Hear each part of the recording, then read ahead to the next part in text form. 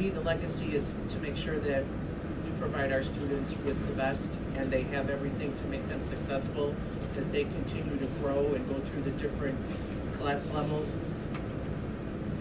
I would not want any child to have to suffer and not have anything that would make school enjoyable.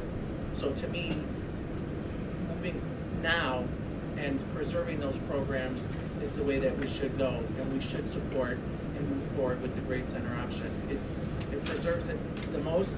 It allows us to be fiscally responsible. It allows us to start building up our reserves, and at the end of the day, the children don't suffer, and that's why I'm sitting here, is because that was my oath, to make sure that those kids had a voice, and that's where I stand.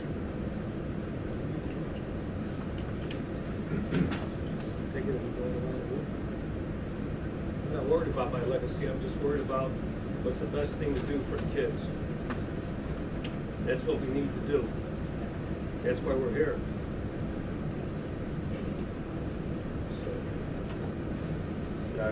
Same thing. I don't really care about my legacy. It's right now what we have to do to solve this problem in the most efficient way, doing the due diligence that we need to do.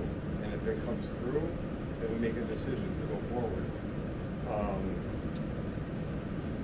I think the Grade Center option makes a lot of sense to do. Consolidation is always going to help us in being responsible fiscally. And help the programs, help the kids. I mean, option 4, we take out art and music, and those are 2 really essential programs for the development of children. I also am not really worried about my legacy. My biggest concern is that we're basing any decisions that we make both in what's in the best interest for the children of this community and what's the most fiscally responsible for us to do. There isn't one simple answer. It's not just, we're going to go do this, because it's not a simple answer. It's a matter of balancing and doing what's best with having both of those things issues being at the forefront. I do not disagree with grade centers. I have never disagreed with grade centers since this was begun talking about it 4 weeks ago or whatever it was. But at this point, it's difficult to see when STR has come and said that it's going to take a year for there to be a good program, for there to be a good study, for there to be an easy transition for our kids. Dr. O'Malley has said it himself that it's going to take at least a year, correct me, to have fidelity and have it be a smooth transition. And so any decision that I make, it's based on those issues as well.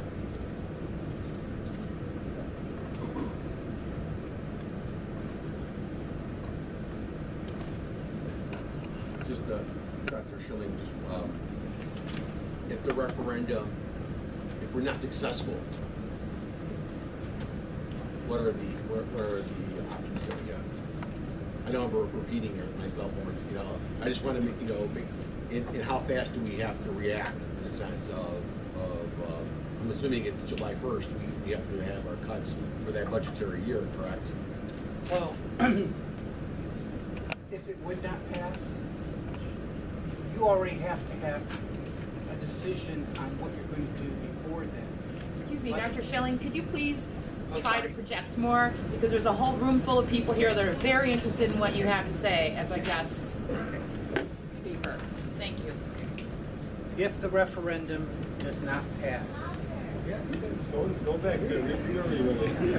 Can you hear me? No, a lot of projection is needed. You could do it, Doctor. Don't worry, Craig, I have to work with her all the time. That's just normal. If the referendum does not pass, can everybody hear me now? Okay. The reductions that are going to be made for next year that are associated with staff have to already be in place so that planning can be done. So it's because the election is on April. You have only so many days to notify staff that they may not be here the following year. February 1st is the date that the seniority lists and all of the parent rankings and everything come out. the administration and the Teachers Association need time, that if you pick, for example, a plan that reduces 4 teachers, to identify who those people are, because you have very little time after the election. So, to that effect, I mean, the items on here that are just, if they're supplies and things like that, you can make that decision, you know, at that point in time. But you have to have pick one of these so that the administration and everyone can plan on the staffing levels that you're going to use. And What Craig is saying is, we have according to school code, which is the law, there are specific steps that we have to take. Right. You have to literally cut, RIF, it's referred to as RIF, reduction in force. You have to reduce your force, you reduce the teachers first, then after passes, you can add back. You cannot do the reverse. And that is the expectation. So just to be clear, we are going through the process of the RIF with the association. We formed what is referred to as a RIF joint committee, and we're making those decisions with the Teachers Association. But we have school code, which is the law. We have a collective bargaining agreement. We are expected to follow steps, and you have to do that dutifully. But so you know, these cuts are going to take place, these efficiencies are going to take place prior to the ballot question that is placed on the ballot, which is April 4th. So you need to be mindful as a community, these cuts will take place at one of the upcoming board meetings, either in February or in March, whatever the board decides to do, and whatever we're able to work with the association. But I hope that helps. So I don't want the community to be surprised that you're going to see these cuts. It has to happen in that order. You can't do it in the reverse. It's the RIF first, then we wait for the referendum and the outcome, and then we would add back. But in some instances, what the board is talking, and I know some of you haven't been at previous meetings, what the board has talked about is the marker is $750,000. We have made an obligation with the state and a reduction, it's called the deficit reduction plan, to hit the mark of $750,000. That's our mark. The plans, scenario 4 and 5, are more than the 750, meaning that the board can add back. So we can add back prior to the cut and still be within the bandwidth that we're expecting from the state. So just to be clear, and that's all working off this sheet of paper. We've been working off of this sheet of paper, and in fact, we actually worked on the spreadsheet in the public at our last meeting. And so the board did decide if they were to add back in scenario 4 and 5, that they would add back kindergarten. So that's one of the things they talked about, we'll add back in kindergarten. Scenario 4, they gave the administrator work, the obligation to work was $78,000. And scenario 5, I believe we added back a few items as well. Is that a true statement? Right, the athletics was one of them.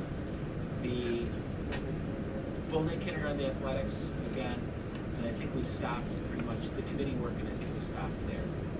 Is that a true statement? Yes. I believe so, okay. So just to clarify.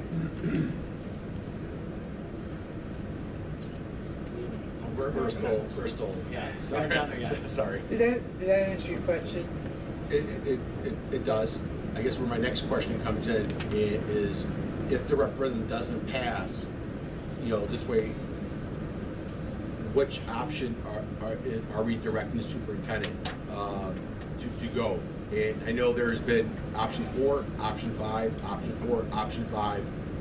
And so I just wanted, just for all of us to have that discussion again today, if the referendum does not pass, which route are we going to go down out there? We don't have to make, we're not gonna make a decision today, but we need to at least talk about it. This way we're prepared, and this way it's an easier transition, or at least for the administration. So, any clarification you want to know what I just said, or? No, I mean, let's go back 2 meetings. So, 2 meetings prior to this meeting, I was under the impression, and I could be wrong, we didn't vote, but let's talk about it tonight. I was under the impression that it was 5-1. If it doesn't pass, we're going to grade centers. The last meeting, it was 4-2. If it doesn't pass, we're going to grade centers. So I'm going to throw it back out there because we, the administration, is to prepare with the association on what models we're working on. We're working on a scheduling of scenario 4 and we're working on a scheduling of scenario 5. And I want to be very clear, these are transitional years that will require transitional schedules, right? Because part of the thing I have to understand is what's a transition? What does transition mean? Everybody's telling me there's a transition. We need a transition plan. We need a transition. And does transition mean that I'm putting boxes in the center of the room and I'm having a moving company move them to the other school? On the teacher side, we're meeting as teams, we're developing curriculum, we're developing trust, we're developing relationships that we're going to need in order to work together in one building. That means we need time to work together because I can't extend the contractual obligation of the contract. I can't tell teachers, well, your contract's on your end at 3:30, I'm going to add an hour to the end of the day and you can meet. That just doesn't work. That would fly over like a lead balloon. And so there's transitions that have to take place. So I want to be very clear. So as part of our planning, I've heard this word. I haven't. I'm just using the context of people who have told me I need a transition. I have no clue what that means.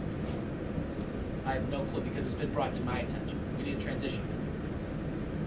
And I am here on the community side. Well, the community needs a transition plan. And keep in mind, 2 transitions means a lot of moving parts. Because over 2 years, they're going to transition one way, and they're going to transition another. And change is challenging, right? Change is challenging. Taking something away is not easy. I mean, I take away my son's iPad, and whoa, I think the world of that. Right? So change is challenging. So be aware when you're going through 2 years of change, people are not necessarily happy because there's a lot of moving parts in their family. And so I just need clarification. I need a little bit of guidance. And as I tell it, I work for the board. I'm going to do whatever the board directs me to do, with passion. I will do it with passion. You know that. You already know it well. So I'm going to do it with passion. I'm going to give 100%, and we're going to make it work. But I just need some guidance. I need some clarification. And again, you don't have to decide tonight. That's not the expectation. You're not voting. It's a discussion in the public. So it's part of the discussion, and we can always add board meetings to the agenda if you so choose to put a vote on future expectations. But I'm doing the study as the feasibility study, as expected, and we'll have a presentation in the near future. And I'll leave it at that because I think the board should have an opportunity to speak.